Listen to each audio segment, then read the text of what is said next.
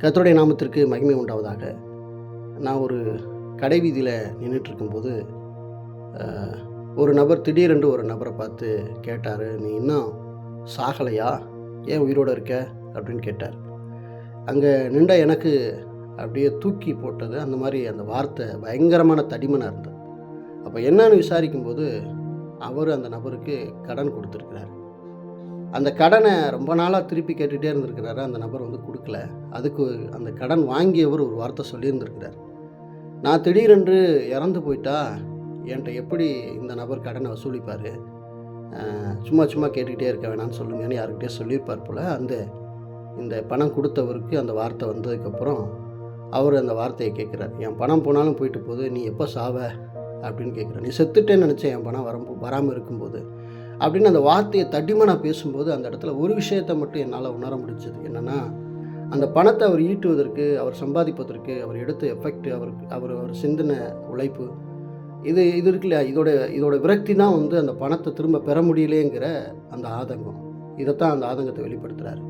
அப்போ ஒரு மனிதனுக்கே தன்னுடைய சம்பாத்தியத்தில் பாதிப்பு வருதுன்னா அவன் எவ்வளவு கோபமடைகிறான்.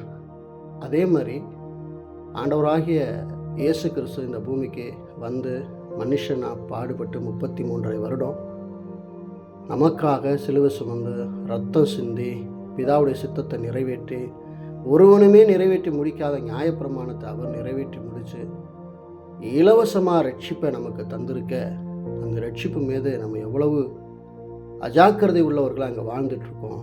அப்போ உண்மையிலே நியாயத்தீர்ப்பு என்று ஒரு நாள் வரும்போது தேவனுடைய கோபம் நம்ம மேலே எவ்வளோ பயங்கரமாக இருக்கும் அப்படிங்கிறத நான் அந்த இடத்துல சிந்திக்க எனக்கு தோணுச்சு. அன்பானவர்களே, இந்த ரட்சிப்பை இலவசமாக நான் பெற்றிருக்கிறது உண்மைதான். ஆனால் அதற்காக நம்ம எந்த எஃபெக்டும் போடலை. ஆனால் அதற்காக எஃபெக்ட் போட்டவர் பிதாவாகிய தேவன் தம்முடைய மகனை அனுப்பி எஃபெக்ட் போட்டிருக்கார். அதனால தான் நம்மளுக்கு அந்த ரட்சிப்பு இலவசமாகவே கிடச்சிருக்கு.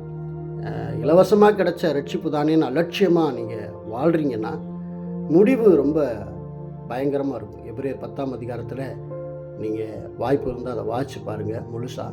மோசேயுடைய கற்பனையை மீறுகிறவன் இரண்டொரு வாக்கினால் சாகிறான். தேவனுடைய குமாரனுடைய இரத்தத்தை அசுத்தம் என்று எண்ணி அவருடைய சிலுவை மரணத்தை நிந்திக்கிறவன் எவ்வளோ கொடிய பாத்திரத்துக்கு அவன் ஆளாவான் என்பதை நீங்கள் யோசித்து பாருங்கள்னு எழுதுகிறார். ரட்சிப்பை நீங்கள் பெற்றுக்கொண்டதுக்கப்புறம் ஏனோதான இந்த உலகத்தில் லகித்து போய் இந்த உலகத்தோடு ஒன்றித்து சிற்றின்பங்களில் வாழணும்னு நினச்ச ரட்சிப்பை இழந்து போகிறதுக்கு நினச்சிங்கன்னா முடிவு ரொம்ப பயங்கரமாக இருக்கும். இது மிரட்டல் அல்ல, அன்பான ஒரு வேண்டுகோள். ஆகவே நீங்கள் பெற்ற ரட்சிப்பை நீங்கள் காத்துக்கொள்ளுங்கள். தேவன் உங்களை நடத்துவாராக.